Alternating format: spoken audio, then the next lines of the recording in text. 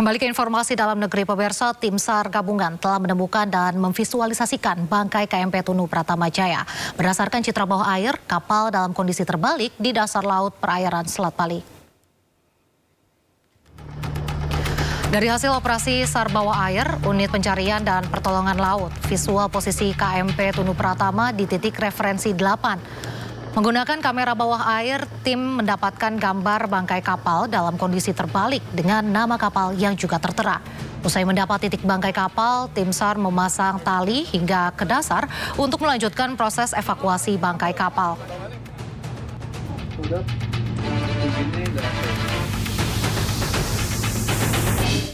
Dan untuk mengetahui bagaimana perkembangan pencarian korban dan juga bangkai kapal KMP Tunu Pratama Jaya, kami sudah terhubung dengan Direktur Operasi Basarnas Brigjen TNI Marinir Edi Prakoso.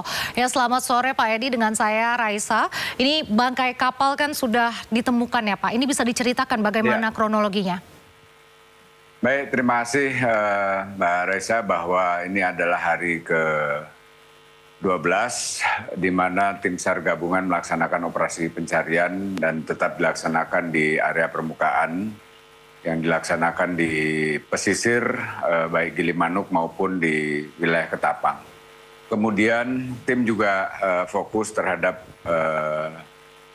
pendataan terkait dengan ditemukannya kondisi KNP dari Tunu Pratama Jaya yang dilaksanakan oleh tim Pusidorsal dalam hal ini, dan dari KRI Valnilu dalam hal ini.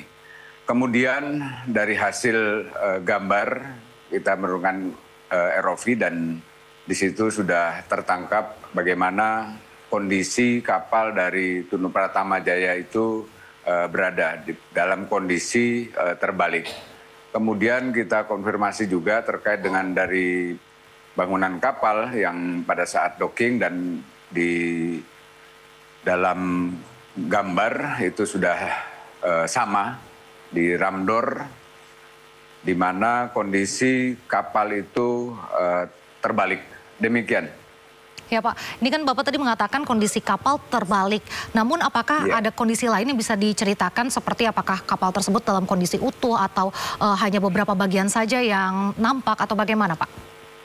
Baik, terima kasih. Jadi pada saat ROV diturunkan, ini juga karena kondisi arus yang begitu kuat dan tingkat kesulitannya, sehingga pada saat yang tulisan dari Tunu Pratama Jaya tersebut, ini kita bisa melihat tapi tidak bisa sepenuhnya. Karena pada saat yang begitu berikutnya, ini ROV yang kita miliki karena arus yang begitu kuat, airnya terbawa. Kemudian yang berikutnya, yang kedua, ini juga bisa kita dapatkan secara visual terkait dengan bangunan kapal tersebut.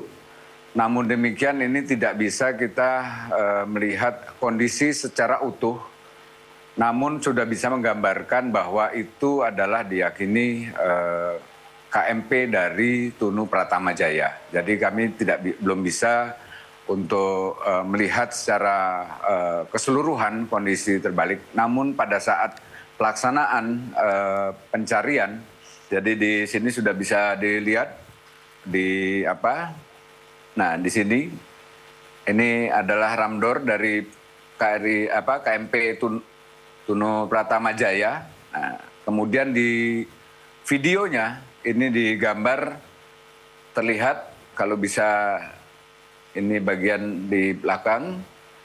Nah, kemudian ini yang tadi kami lihat bahwa ini adalah ramdor dari KMP Tunu Pratama Jaya, dan ini sudah terlihat, dan ini seling yang terputus, kabel yang terputus dari milik KMP Tunu Pratama Jaya.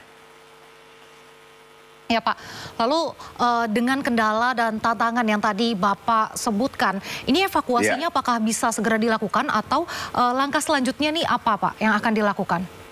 Baik, langkah selanjutnya tadi kita juga sudah berkoordinasi dengan Kementerian Perhubungan terkait bagaimana setelah ditemukannya lokasi dan kondisi dari KMP Tunu Pratama Jaya tersebut, ini kita juga akan melaksanakan notis to marine dalam arti ini yang disampaikan oleh perhubungan dalam ini untuk memberikan informasi terkait dengan kapal-kapal yang lalu lalang di Ketapang dan Gilimanuk supaya mengetahui posisi terkait dengan kapal tersebut.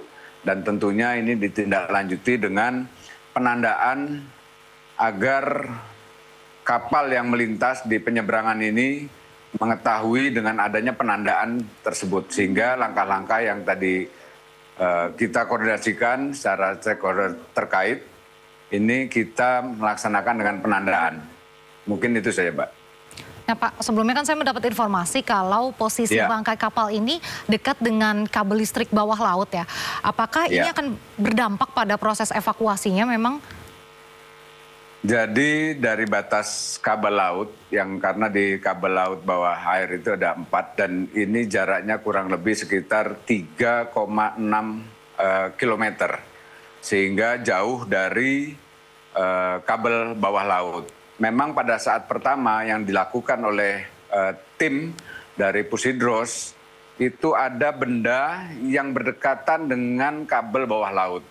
Namun setelah kita survei lagi, kemudian sudah dipastikan dengan sekarang yang posisi sekarang ini ditemukan posisi Tunu Pratama Jaya dengan berjarak kurang lebih 3,6 kilometer. Sehingga ini lebih ke selatan dari titik yang pertama di antara referensi 7 maupun di referensi 4. Dan yang sekarang ini ada berada di referensi 8. Nah Pak, ini berarti bisa langsung dilakukan evakuasi atau bagaimana Pak? Ini kapan akan bisa dievakuasi? Baik, jadi tadi sudah saya sampaikan bahwa arus di Selat Bali ini sangat luar biasa dalam arti arus yang begitu kuat, kemudian dalam penyelaman itu juga kita ada syarat-syarat tertentu. Namun sampai dengan saat ini kami juga sudah berkoordinasi dengan pihak BMKG terkait data arus di mana kita bisa melaksanakan. Namun demikian sampai dengan saat ini arus yang begitu kuat sehingga belum memungkinkan untuk tim menyelam bisa melaksanakan penyelaman. Karena dengan ROV yang begitu berat pun ini kemarin sudah kita laksanakan, itu pun sempat terbawa arus yang cukup jauh. Jadi ada tingkat kesulitan yang cukup tinggi di sini. Nah situasi idealnya kembali ideal gitu untuk bisa melakukan evakuasi, menunggu arus ini normal itu kira-kira berapa lama Pak? Tentunya terkait dengan situasi kami selalu berkoordinasi dengan BMKG di mana saat-saat arus karena tidak dalam satu hari, ini nanti ada waktu-waktu tertentu. Tentunya kita terus berkoordinasi dengan BMKG di mana saat-saatnya apabila memang itu harus. Namun demikian juga kita harus memperhatikan juga tim penyelam karena ini sangat membahayakan dengan kondisi dan kedalaman sekitar 50 meter. Jadi kami juga masih tetap berkoordinasi dengan pihak BMKG dalam hal ini untuk mengetahui di mana saat-saat arus di atas air maupun di bawah air. Karena ini juga mempengaruhi bukan cuma penyelam, tapi bagaimana tim pendukung yang di atas air mendukung pelaksanaan dari tim penyelam. Oke, baik Pak. Nah ini saya mau menanyakan terkait dengan pencarian korban. Ini kan sudah hari ke-12 ya pencarian. Dan masih ada sekitar 18 ya yang hilang. Ini apakah akan terus diperpanjang dan kalau memang diperpanjang itu sampai kapan Pak?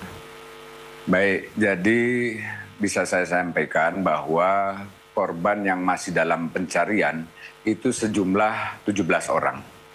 Kemudian memang ini sudah perpanjangan yang kedua, di mana akan berakhir nanti di hari Senin. Namun demikian nanti kita juga akan berkoordinasi kembali dengan stakeholder terkait apakah ini diperpanjang atau ada penutupan.